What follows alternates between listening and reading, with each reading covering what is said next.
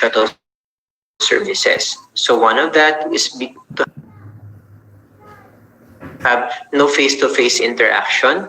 Actually, we're discouraging talking, taking phone calls because that would entail talking as well, and taking off of your mask. So any activity that would produce droplets, laway po sa hangin, anything of that sort, we try to discourage it. Okay, so as kasama na po dun yung eating and drinking. This is not something that will push you naman na this seems to be inhuman. No. What we're looking at is a shuttle service is meant to be a short-term transportation from one area to the workplace. But it is an enclosed space. Okay? The enclosed space provides for you a safe haven from the other workers, so you're not mixed. However, it's still an enclosed space. So as much as possible, if it is possible, you need to have adequate ventilation. Okay? So you open up a small portion of the window, or if possible, wala na lang air conditioning. However, if this is not possible, halimbawa po umuulan, halimbawa masyadong mainit or masyadong alikabok, the risk or the safety of the workers, the health risk is higher if the windows are going to be open. Obviously, you can opt to close the windows. Now, in our workplace, we have seen, or studies have shown that it takes a certain number of droplets in the air to affect an infection of COVID-19. So that's the reason why even if you're sharing the room with a COVID-19 confirmed, you don't actually get it immediately, diba? Kasi kailangan pong dumami yung droplet sa hangin. So one way to reduce it, and the most effective, is usually engineering controls. An engineering control would be the adequate ventilation in the workplace. This has been exemplified by the Philippine General Hospital. In the studies conducted in the Philippine General Hospital, their COVID wards had industrial-sized fans to pump in air. Magpapasok po ng hangin galing sa labas. So obviously, COVID-free yon. And then, papaanda rin yung hangin from one area to another. Doon po sa kabilang dulo, meron naman pong tagahigop ng hangin. Ilalabas po ito papunta sa labas ng building. Gusto po nating mangyari yun because COVID-19 is not a strong virus. It's just very infectious. It gets killed by UV light. Kaya po, mas maganda po na meron po tayong adequate ventilation and adequate na sunlight. Okay. Now, kapag hindi po kakayanin, there is no ventilation possibility, meaning you cannot open your windows or doors, then you need to have an HVAC system. So with HEPA filter. So the high efficiency particulate air filter in our air conditioning system would provide the necessary protection from COVID-19. Okay. So as I said, in our shuttle services, the ventilation should be adequate, and the maintenance of the minimum health standards should still be there. Face masks, face shield, and of course your 1 meter physical distancing. Now, compared to the interim guidelines, the supplemental guidelines now asks employers to have awareness-raising programs because, again, we're trying to affect behavioral change. If the workers do not know, they will not change. Okay? Some of our workers do not have access to multimedia. They do not have access to radio. They do not have access to the internet or television. So it is important that the information that you get, for example, from this webinar, you provide it to your workers in whichever capacity that you could provide. Because 1% of information is better than 0% of information. So we mandate to employers, please inform your workers on how to prevent the transmission of COVID-19 because this is the only way to effect behavioral change. Now, another portion of the JMC is the smoking area.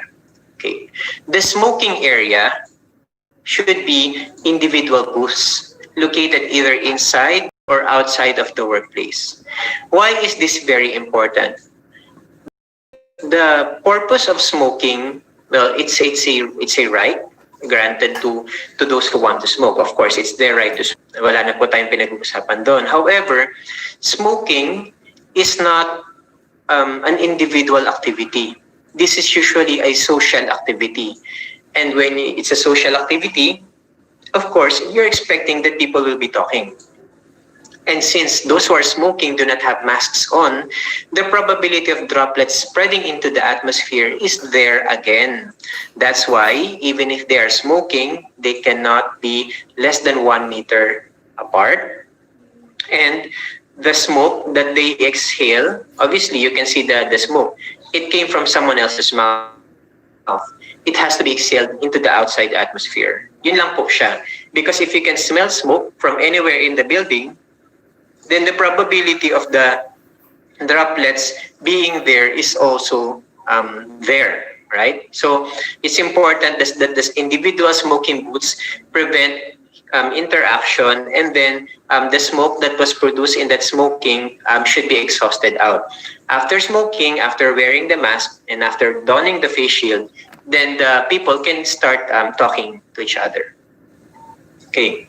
Now, the most at-risk population. Most at-risk population are could be from senior citizens, pregnant women, or individuals with underlying health condition.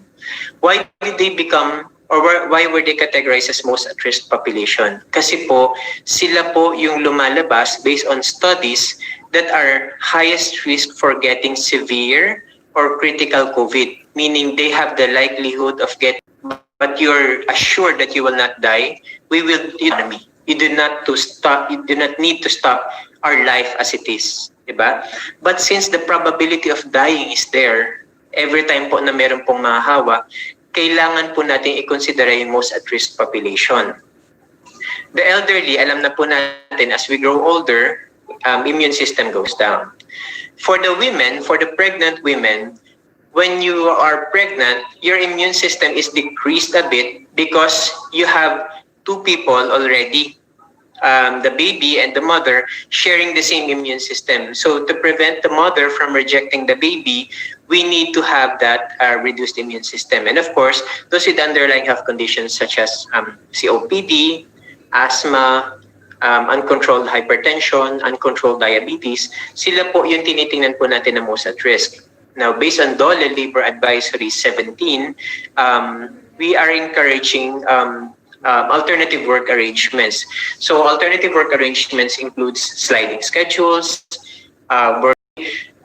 If, for example, a worker cannot really do anything na pwedeng i-work from home, halimbawa, embalsamador, hindi naman pwedeng i-take home or i-work from home ang embalming, yung embalsamador.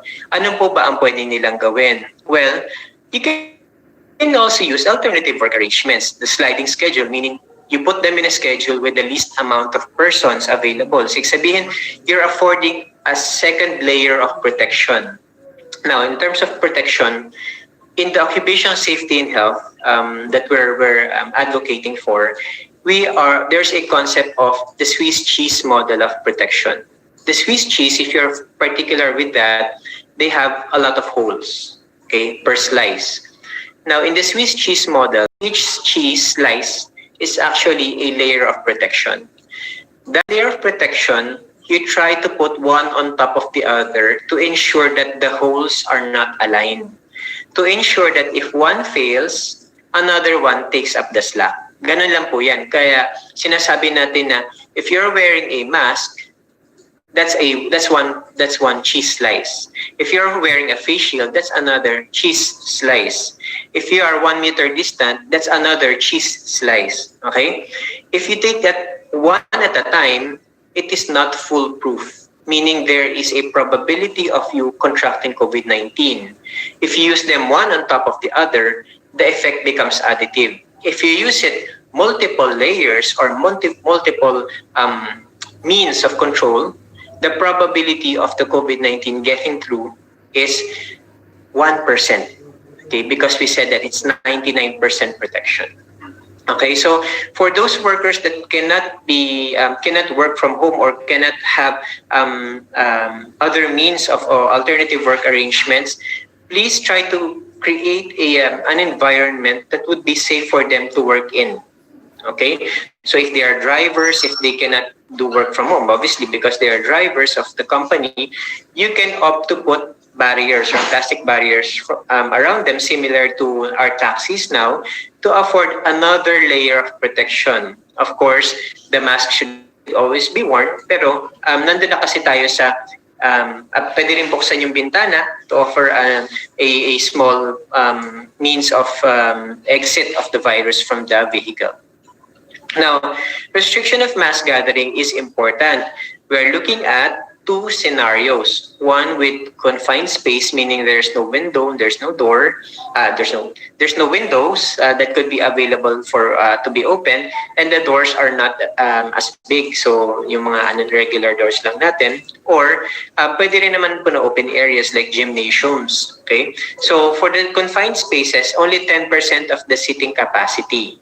Okay, and for open areas, 50% of the seating capacity. Okay, seating capacity po ang pinag-uusapan natin dito, hindi po nakatayo. Okay, because if you consider also yung mga standing room only, you can fill the entire space up to the brim because that's standing room. So if you can only accommodate 20 persons sitting down, then obviously you can only handle 10 persons sitting down. Yun lang naman po. In closed space. Pero we also have provisions in the GMC later on that would tell you there is a better way to do it. So again, we're trying to think of what better way can we do in the workplace to provide protection for everyone, not just for workers, for employers as well, because employers are human beings, diba? Now, for staggered meal hours naman, this came about from an analysis on where infections are coming from in the workplace. So we thought of what instances in the workplace do you need to remove your mask, aside from what I'm doing now? Well, obviously, when you're eating or you're drinking something, you need to remove your masks. Okay, and that usually happens kapag kakain. Now, if you can eat in your workstations and your workstations can provide the 1 meter distancing, maayos yung ventilation, well and good, do that. However, there are workplaces that cannot accommodate a person eating in their workstations kasi it increases the safety risk. Kasi baka mamaya malason ka, you need to wash first before you eat. O kaya naman po, yung product that you're working on cannot accommodate droplets of oil from what you're eating. So kung hindi po talaga pwede, you can still use naman the pantry. However, a pantry and canteen of the office. However, the rule is, since it's a space where people gather, again, think of people using it may be infected. Asymptomatic, walang nararamdaman. That is the definition of asymptomatic. They are infected, they do not know that they're infected, but they have the virus. They do not mean to harm you. Okay? But if you forget about them, the probability of you getting or contracting COVID-19 becomes higher. Now, what we do is you stagger the meal hours. Okay? So, spread out mo para po yung dami ng tao na gagamit becomes less. Now, you also have to consider na during this time, even if it's authoritarian or militaristic in nature, wait, I have to drink.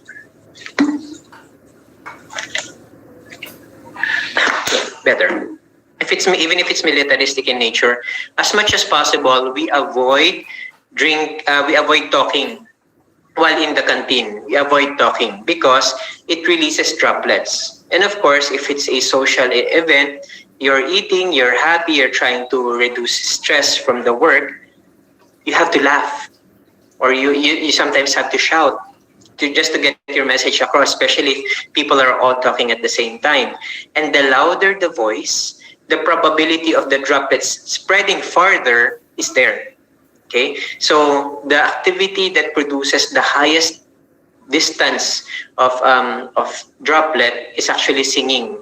So if your work requires you to handle a microphone or to be in front of a microphone, as much as possible, either have that microphone only for you or you have a covering for that particular microphone that is exclusive for you and you alone. Because much as we don't want to say it, pero lahat po ng microphone na ginagamit natin, kapag share, parang yun na pong nililips to lips yung ka-share ninyo.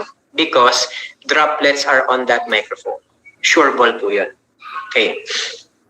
Now, Important po, when using the canteen, mask should be worn immediately after eating or after siguro magkain, wear the mask, and then when you have to brush your teeth, syempre tanggal yung mask, and then after brushing, immediately place the mask on. So do not talk if you do not have a mask. So that's a main rule. Now, in cafeterias or in canteens, usually we are sharing utensils. So knife, spoon, fork, knife. If they have a common dispenser, that should be removed. Common dispensers also for gravy, for ketchup, for vinegar, that should be removed. Okay? Because anything that is touched by someone else in the workplace could be a potential source for the virus. Again, people may be going around the workplace that are asymptomatic and they could be carrying COVID-19 and they don't know when they're infectious because it's very difficult. Asymptomatic sila eh. Okay?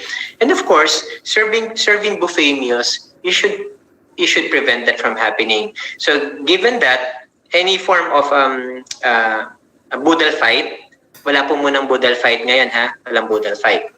Okay. Now, how do you put this into effect? It's very difficult. Safety officers is not new to workplaces. This should have been established long ago, since 2018. Or even longer than that, even before I was born, because the Occupational Safety and Health Standards of the Philippines, published 1978, already called for safety officers.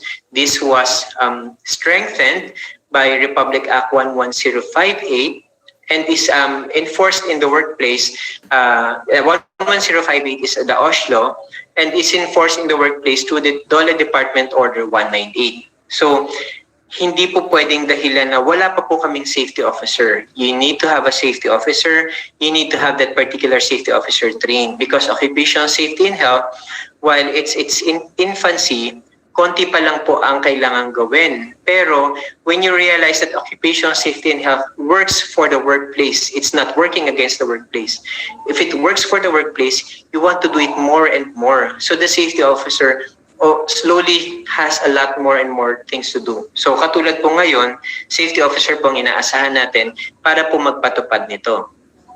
Now, to reduce the duration of infection, we need first to detect. We need to know sino ang meron. Okay? Short of testing everyone, which is not cost-effective, we opted for the health declaration form. The health declaration form is present in the interim guidelines. Before, it was known as the health symptom questionnaire or the health checklist. Binago na po natin. Kasi supplemental na eh. Gusto natin medyo upgraded ng konti. So, we're going for the health declaration form. The health declaration form is meant to be accomplished daily. Why daily? You're answering the same thing in any way. Why should you do it daily? Because we want to effect behavior change. We want you as a worker, we want you as an employer to check yourself. Are you okay? Do you have cough? Do you have colds? Are you feeling anything related to COVID-19? That is the purpose of the health declaration form. Were you exposed to someone that had COVID-19? Are you taking care of someone with COVID-19? Did you visit a hospital and you are not wearing anything as a means of PPE? This has to be declared in the health declaration form. Why? Because the HDF is a means for the worker to do their part in protecting the workplace and other workers from COVID-19. Okay. Now, ang health declaration form po is not just a simple form. It is governed by Bayanihan Act and also by RA 11332, which is for notifiable diseases. Meaning, hindi lang po tayo naglalaro dito. Hindi lang po ito dahil gusto lang naming malaman, dahil gusto lang namin magsayang kayo ng papel. Kailangan po nating malaman kung sino ang meron. If ever po may mag-positive, this form shall also be used for contact tracing. Sino ba ang pumasok during that time, during that specific hour? Sino ang kasama? Doon po siya papasok. Okay? That being said, the information contained in the health declaration form should always be guarded because it's also protected by the Data Privacy Act of 2012.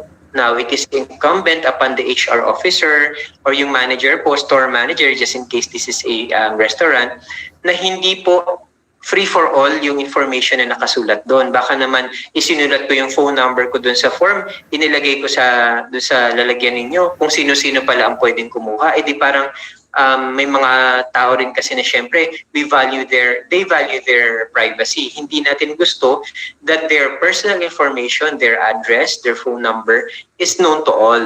So the purpose of this is to help the government in contact tracing. So this is the entry point of the workplace and the worker in the approach of one government, one nation against COVID-19.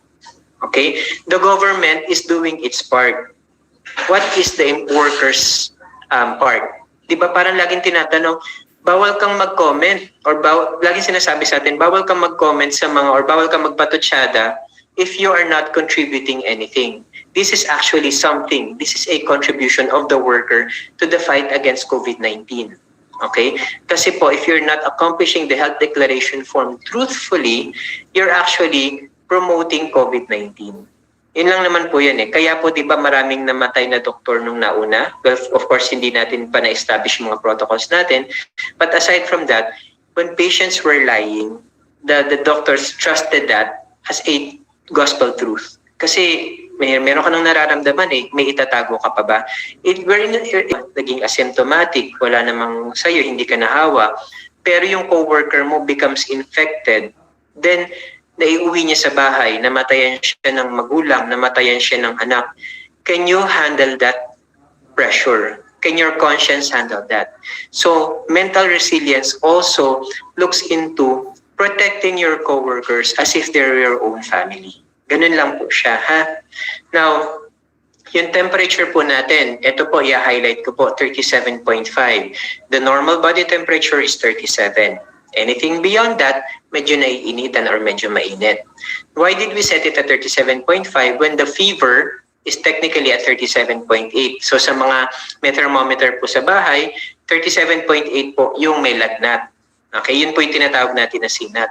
Kasi po, sa 37.5, dahil po tayo ay nasa Pilipinas, kung saan ang temperature natin ay mainit at saka mas mainit, kaya basa, umuulan, pero mainit pa rin, kailangan nating i-take into consideration na mainit. So 37.5. Pero 37.8, hindi ka na naiinitan yan, nilalagnat ka na yan. So huwag kang papasok sa workplace.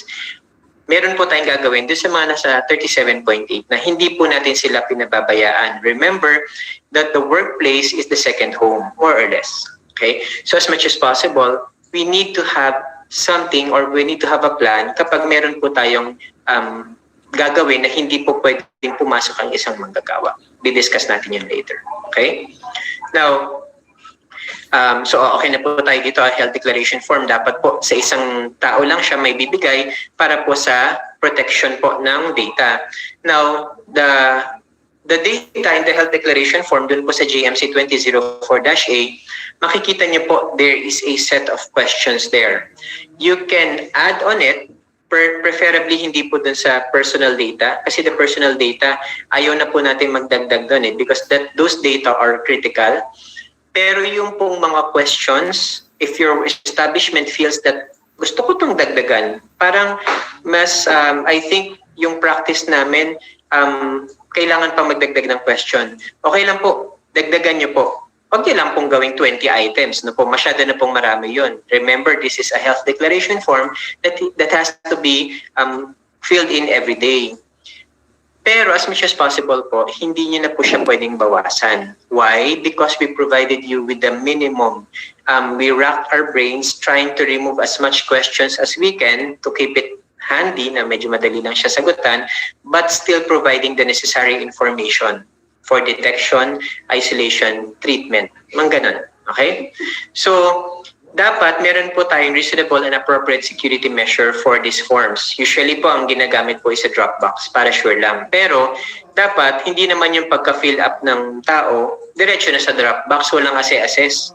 Kasi meron din po ako napasukan na establishment na pagka-fill in ko, I was trying to give it to someone else kasi syempre, titingnan nyo ba yung answer ko o hindi? Walang tumingin, diretso sa drop box. So, the concept of the health declaration form got lost. The HDF, the purpose is baka po may mag-yes. Siyempre po, kailangan may titingin. Okay? Now, dun po sa mga form na naipon, you have to dispose of it safely and securely after 30 days. Bakit after 30 days? Kasi po, after 14 days, usually po, hindi na po infectious yung ating pong COVID. So, kung meron pa pong data na kakailanganan, after 30 days, hindi na po yung nagmamatter. Actually, after 14 days nga lang, pwede mo na dapat i-dispose. But, we opted for another 14 days or another 16 days para mahusto lang na 30 days. Una, para madaling tandaan. Pangalawa, kasi we want another layer of protections.